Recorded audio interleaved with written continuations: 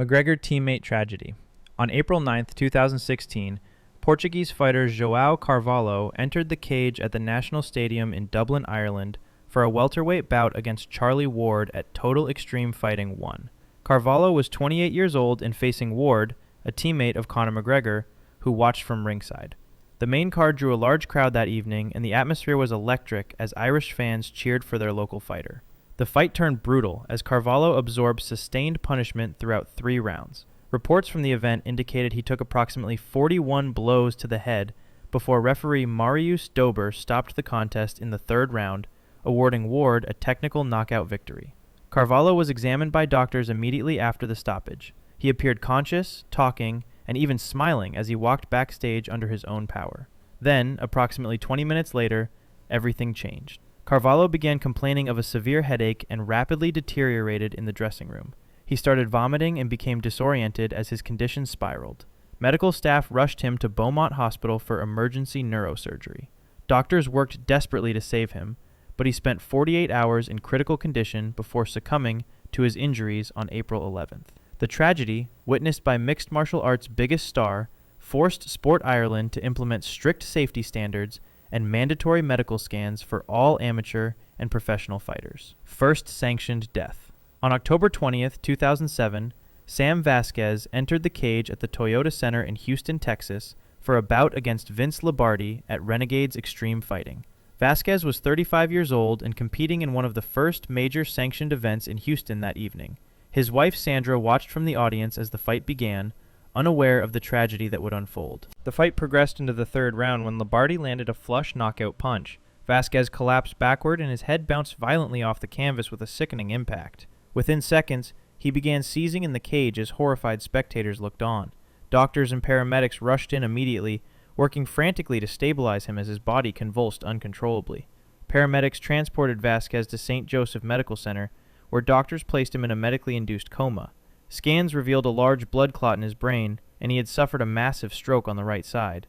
He lingered in the coma for weeks as doctors exhausted every treatment option. Eventually, medical staff transferred him to hospice care as hope faded. He died on November 30th, becoming the first fighter to die from injuries sustained in a sanctioned mixed martial arts bout in North America. This death shattered the early argument that mixed martial arts was safer than boxing and forced athletic commissions to reevaluate their medical screening processes. Soccer kick tragedy. On April 27, 2012, Mike Mittelmeyer entered an unregulated amateur bout in Bolivia.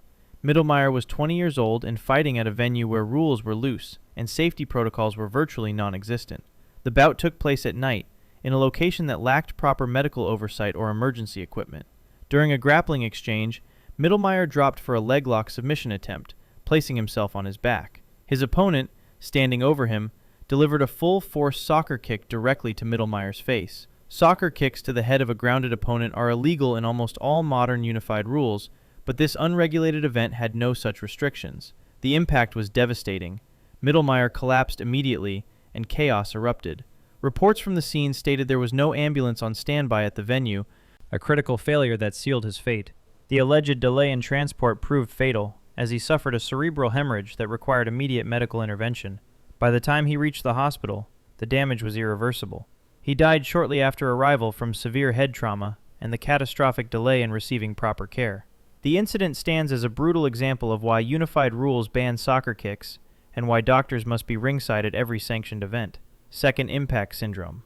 On June 28, 2010, Michael Kirkham made his professional debut at Confrontation at the convocation held at the University of South Carolina Aiken Convocation Center. Kirkham was 30 years old, stood 6 feet 9 inches tall, and was entering the cage for the first time as a professional that evening. His opponent was Carlos Iraburo, and the heavyweight bout began with high expectations. Less than a minute into the fight, Iraburo took Kirkham down and began landing ground and pound strikes from the top position.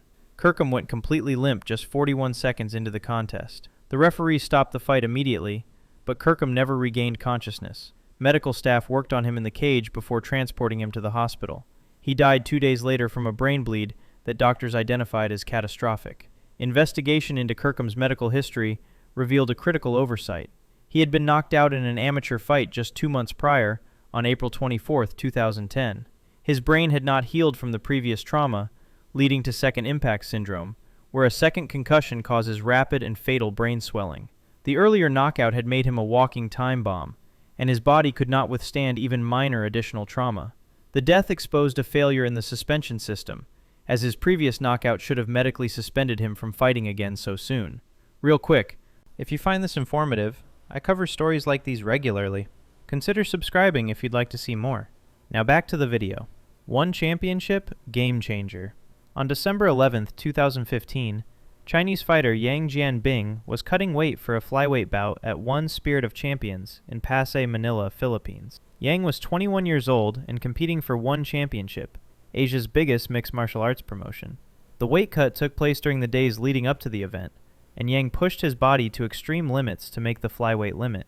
The cut went catastrophically wrong as Yang became severely dehydrated. He collapsed and was rushed to San Juan de Dios Hospital in Manila. Doctors diagnosed him with rhabdomyolysis, a condition where muscle tissue breaks down and releases toxic proteins into the bloodstream, and heat stroke from the extreme metabolic stress his body had endured. His muscles were literally dissolving and poisoning his blood.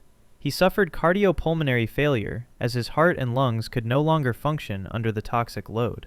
Despite aggressive medical intervention, Yang died hours before the event was scheduled to begin.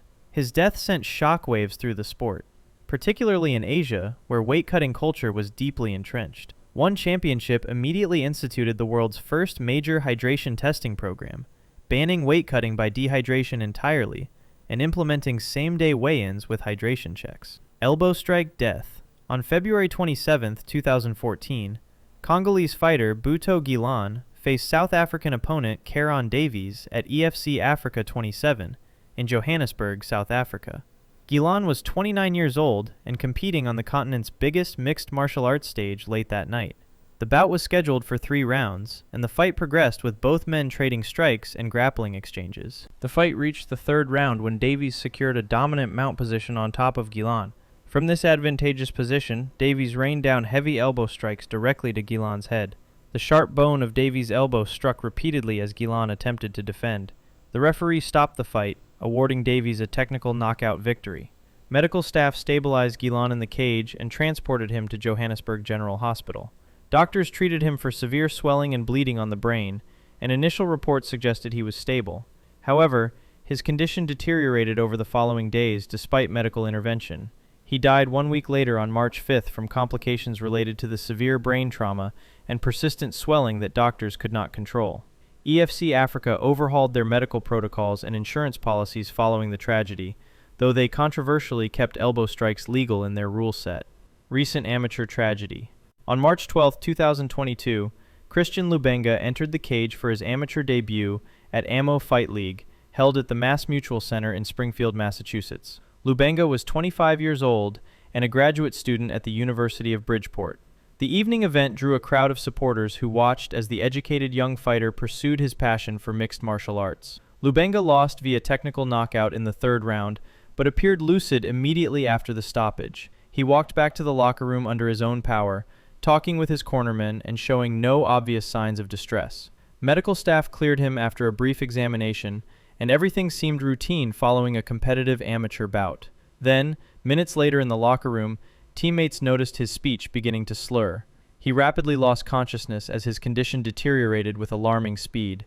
Emergency responders transported him to Bay State Medical Center, where doctors discovered severe brain trauma that had gone initially unnoticed. He died 2 days later, on March 14th, from injuries that manifested only after he left the cage. The death shocked the New England mixed martial arts community because Lubenga was highly educated and had done everything right regarding training and preparation.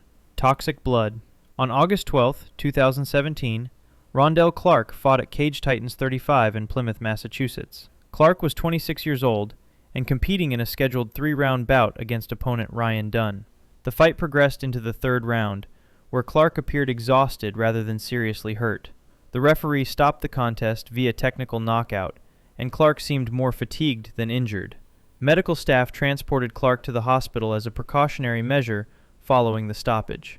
Doctors began running tests and discovered his kidneys were failing rapidly, a shocking finding that had nothing to do with the strikes he absorbed. The extreme weight cut Clark had undergone before the fight had triggered widespread rhabdomyolysis throughout his body.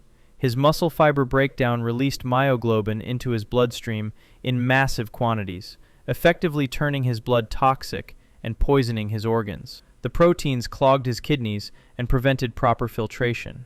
Despite aggressive dialysis attempts to clean his blood, the damage was too extensive. He died 3 days later, on August 15th, as his body systems shut down one by one.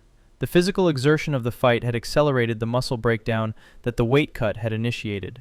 The autopsy confirmed that the weight cut, not the punches, was the primary cause of death, leading to stricter hydration rules in Massachusetts. Wild West legend. On March 16, 1998, American fighter Douglas Dedge traveled to Kyiv, Ukraine, for a Minamoto challenge match at the Kiev Sport Palace during the chaotic early days of mixed martial arts. Dedge was 31 years old and participating in an international Ukraine Against the World event. Rumors swirled that he had blacked out during training before the fight, but hid the incident in order to compete. Dedge fought Ukrainian opponent Yevgeny Zolotarev in a ring rather than the modern cage format. After taking significant punishment throughout the bout, Dedge tapped out while on the bottom, signaling his submission. He stood up to shake hands with his opponent in a show of sportsmanship.